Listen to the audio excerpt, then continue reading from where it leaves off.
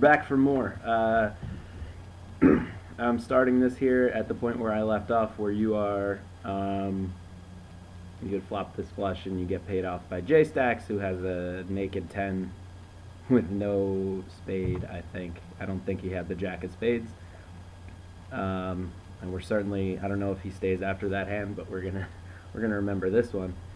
Um, you click so fast.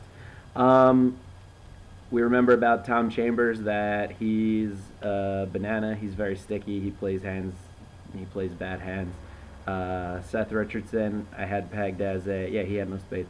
Seth Richardson, I had pegged as a tight player, and that wouldn't get out of line until he decided to go crazy and bet 25 at this tiny pot.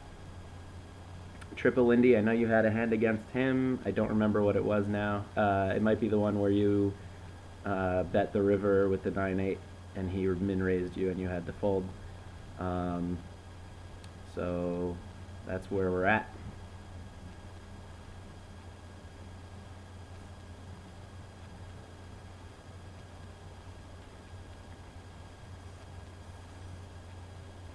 I don't know why you didn't bet there.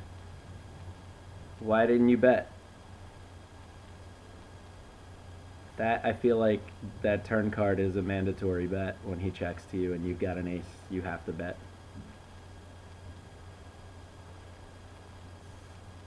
Especially with those three clubs out there.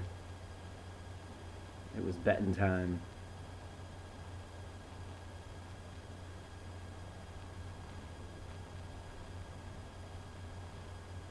I wish I could see what you were typing. You look very pleased. You look very pleased about whatever you're typing. You're very satisfied. That was a live read. I made a live read on you that you were very pleased about what you just typed.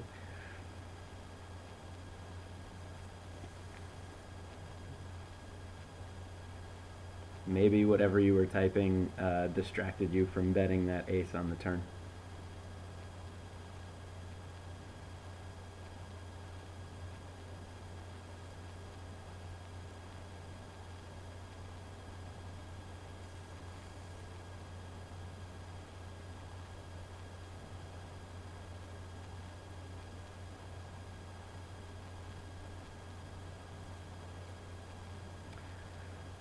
If you think it's a good spot to open the button with Queen Deuce, you could do that. I don't know that these players are necessarily the best to be stealing from in that way. It's folding is fine. You do want to open a lot of buttons, but Queen Deuce is pretty poor, so.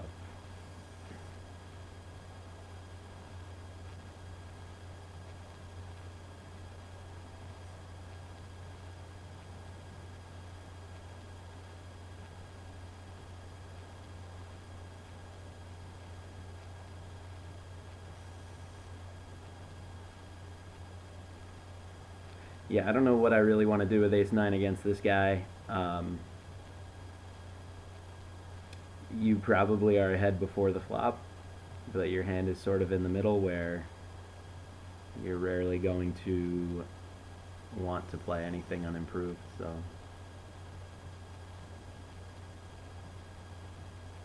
But I'll bet if we see his hand at showdown, I would bet that you were ahead before the. I don't think he has ace-9 beat before the flop.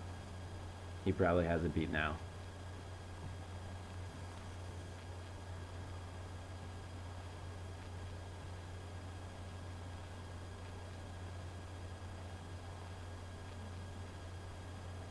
I guess we'll never know.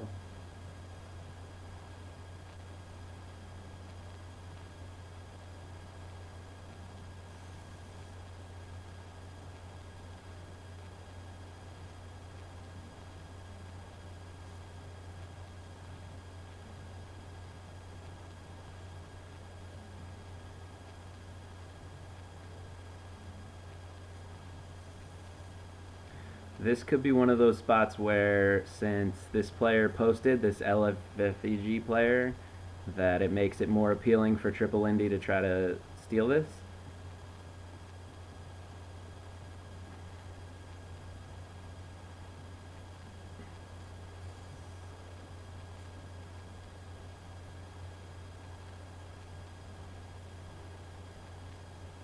This is Tom Chambers' favorite hand over here. He limp calls raises with this hand.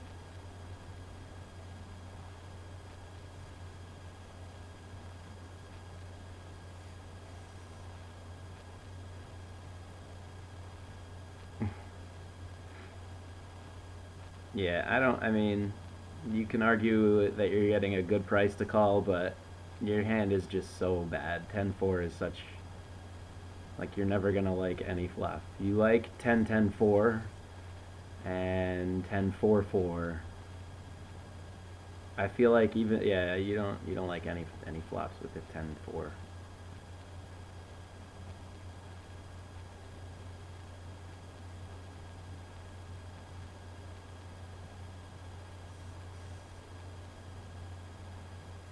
That's a fine fold, no problem.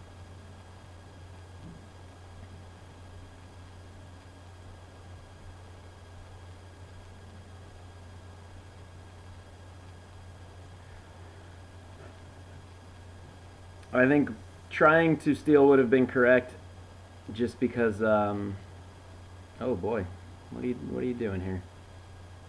Okay. The player in the big blind there is new to the table, the Tiger guy, El Jiffy. So it would have been worth seeing how he behaves when you raise the button.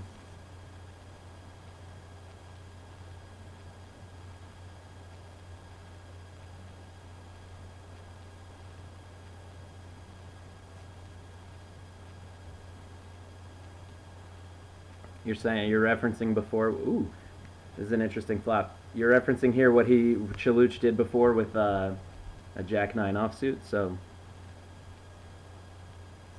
I think betting here is correct.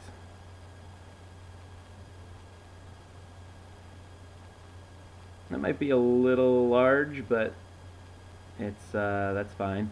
We know Tom likes to see turn cards, so he must have really missed.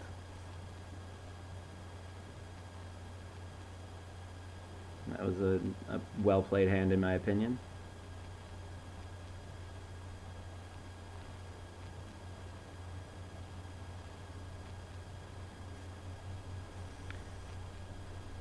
Yeah, I think you're talking about maybe attacking that, and unfortunately, in this spot, he's a great guy to isolate, but you have four hands behind you, and so I don't know that trying to steal there is the best.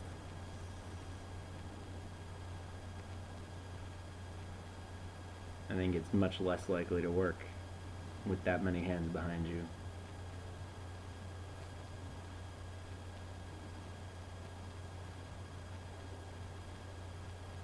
Yeah, I did not expect him to have a king. Yes.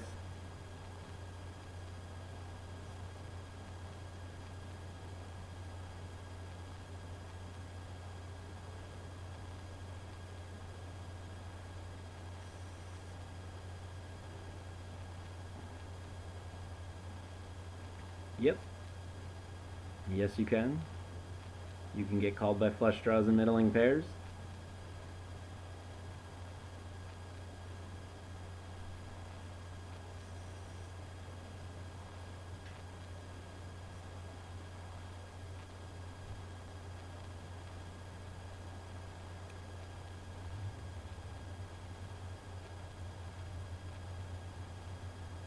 Why does he just get 25 more seconds? What is that?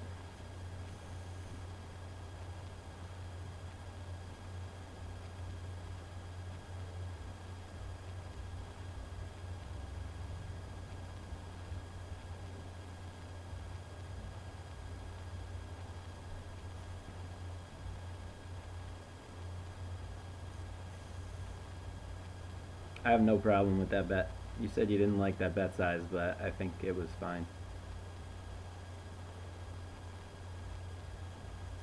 Just one bad barrel.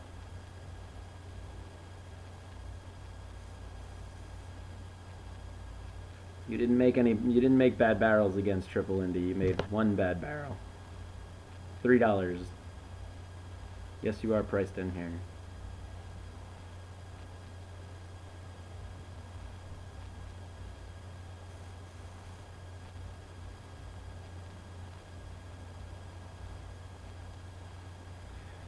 can pick up some draws on the turn too. You've got a 3 straight and a pair.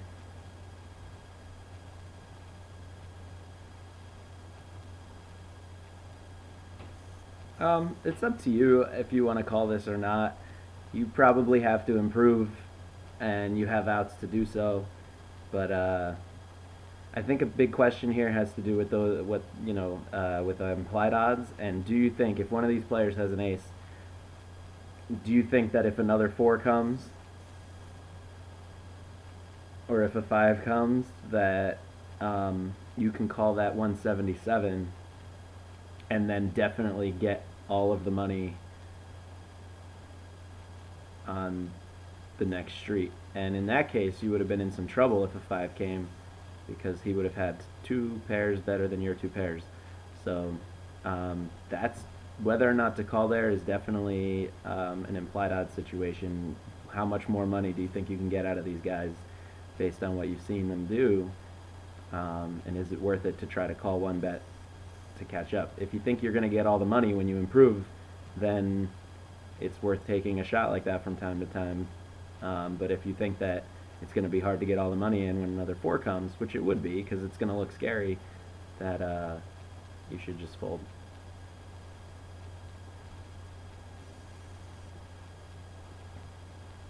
A player switched out here. This Berducci is a new player at the table, so we'll have to figure him out.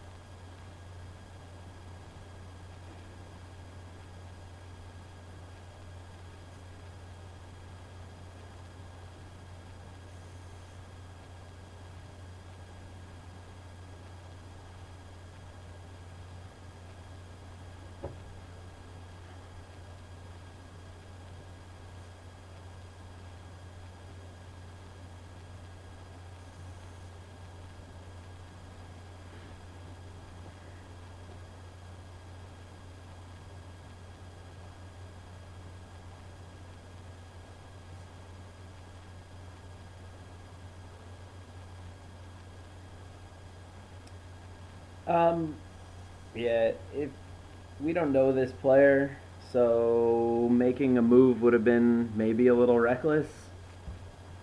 But there's not really much of a chance he had any of that. He probably doesn't have a 3. You could have considered that, but there's really no need for it. You could have tried to take that pot away, but it's like you're doing it just because you don't really have a compelling reason to do it. We've seen him do this a few times now with 3 betting when there's some potentially dead money in the pot. And when you're both as deep as you are, because he was at 35, you can maybe call there and hope to. You can't give him necessarily credit for having aces in that spot every time. He's done that a few times. You can call there and see what happens for sure. It's not mandatory. He raised it enough to make your fold correct. If you didn't feel too good about it, I have a hard time folding there. But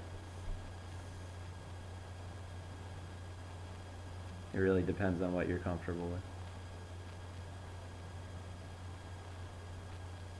If he had made it like 250, we're definitely calling. 325 is a lot.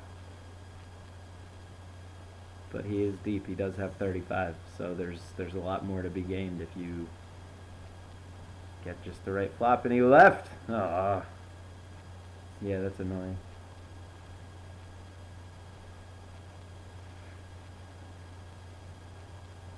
It's annoying when deep stacks leave because they're your bet. There's a great opportunity to play huge pots, and I hate when they leave and then you're left like now you're the big stack with 60, and nobody else. Maybe just Tom there has 30, but nobody else has like a big stack. The fact that you have 60 doesn't work for you right now at all.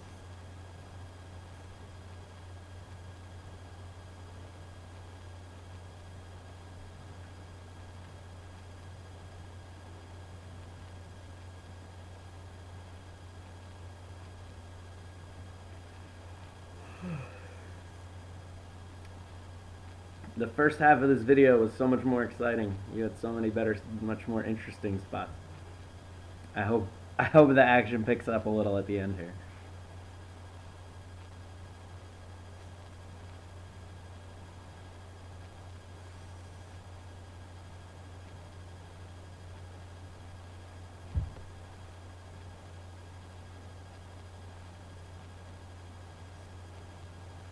Why does he call so fast? That to me is like it's like he's waiting for the bet so he can press the call button as fast as he can. I don't know what message that's supposed to send.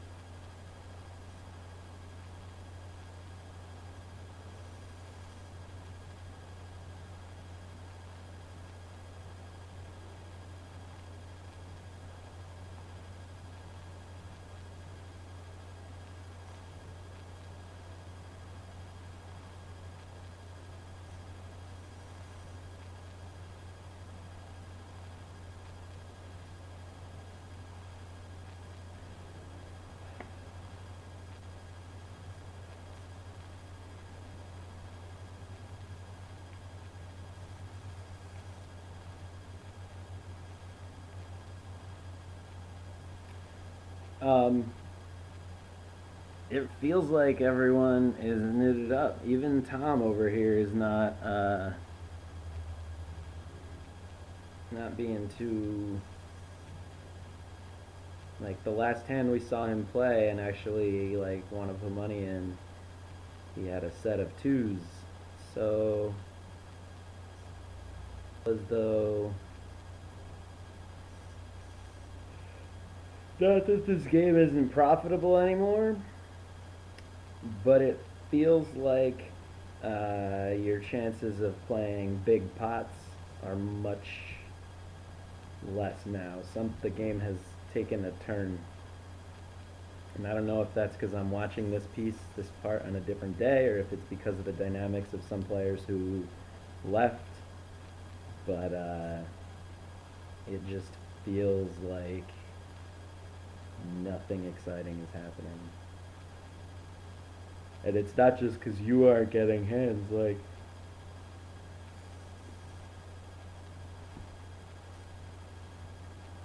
there hasn't been much to look at from other people's hands either, so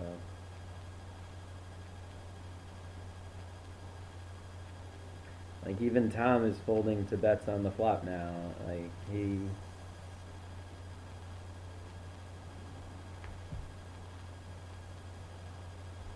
I just think the mood of the table has changed in the direction of less action. And this would be, if it were me, this would be a time that I would take my $60 and go find something else to do.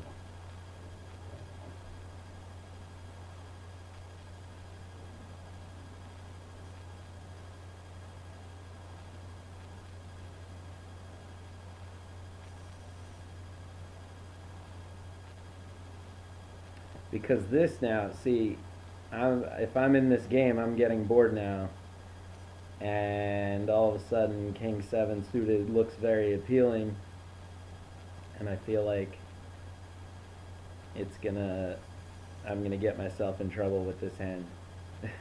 But you don't even get any action from it. I don't know. Yeah, it's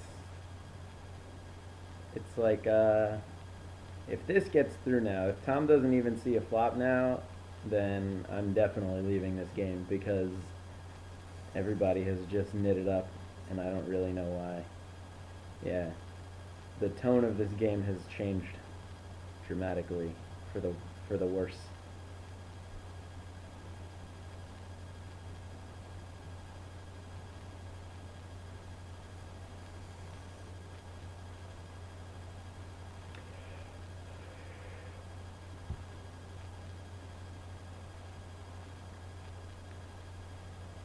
I don't think you need to 3-bet here.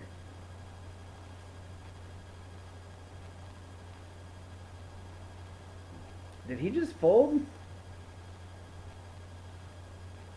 Yeah, he was the pre-flop raiser and he just pitched it in.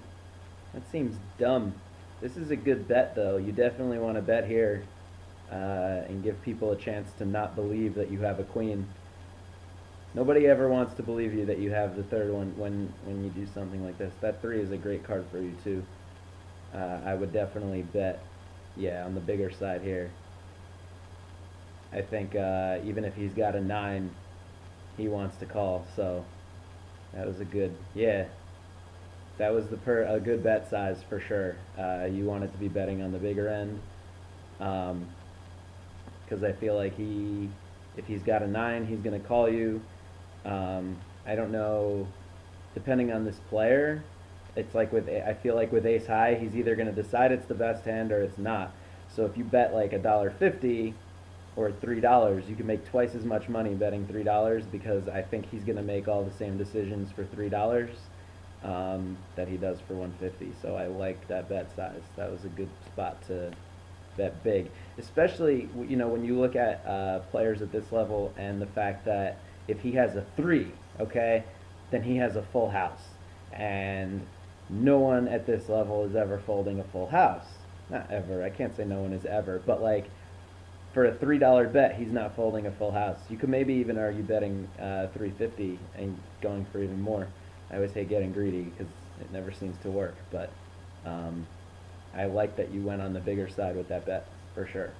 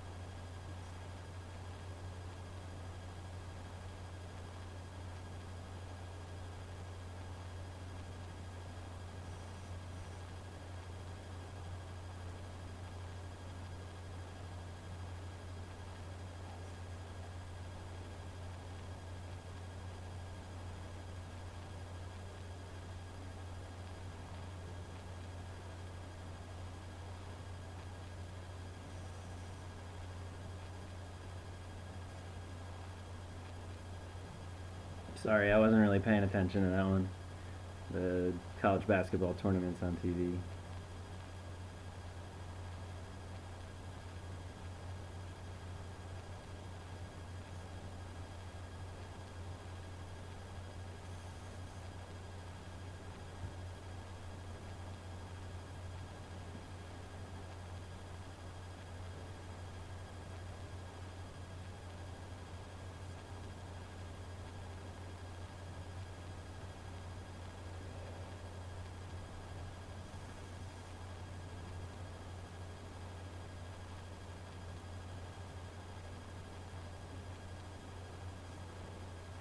think if you bet 30 cents there, well, with his flush draw, he's not going anywhere. But if you bet even a little more than the minimum, I think it looks more calculated and a little more scary. People don't like folding to the minimum, so if you bet, 30 instead of 25, I think he's more likely to fold. But yeah, ooh, you play so fast, man. When you call that fast, Seth Richardson knows that you do not have a strong hand. You didn't even think about re-raising. I feel like, I don't know that the reason he re-raised here is because you called so fast, but nobody's calling that fast when they've got a hand that they want to go to war with. So I think you're way better off taking a breath in between, even if you just wait, 5 or 6 seconds. It's not even like a think time, because I know we talked about, like, if you think about what if. Not even that in this case. If you call that fast, it's like you just don't have a big hand. You definitely don't.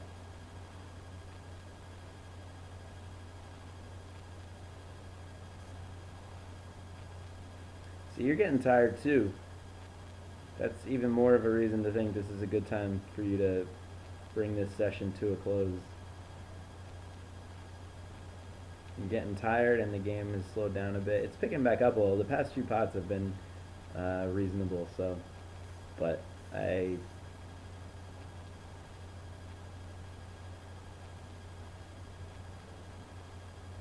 King Queen, I would support making this your last orbit.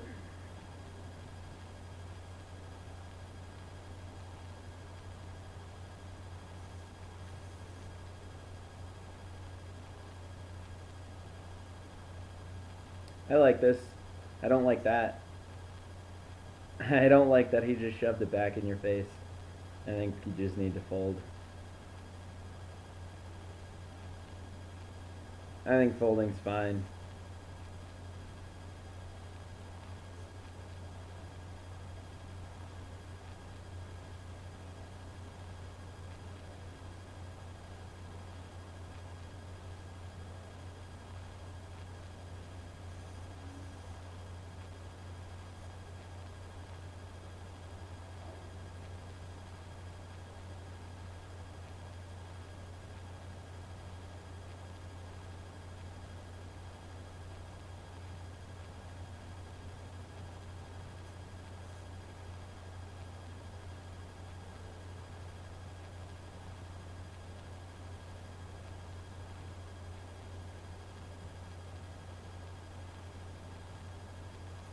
There you go.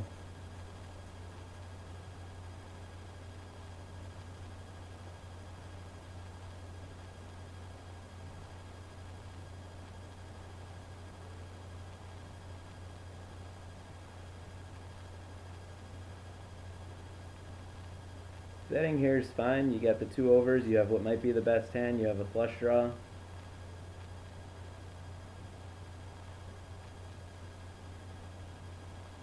I am a-okay with betting there.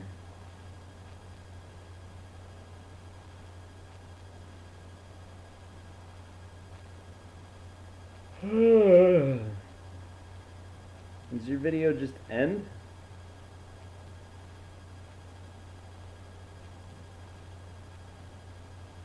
Alright, your video just ends. Well, alright, man. I had a lot less to say in that second half than I did in the first, but there were a couple spots there that I had to comment on, so I hope it was good for you. I hope it helps. Peace.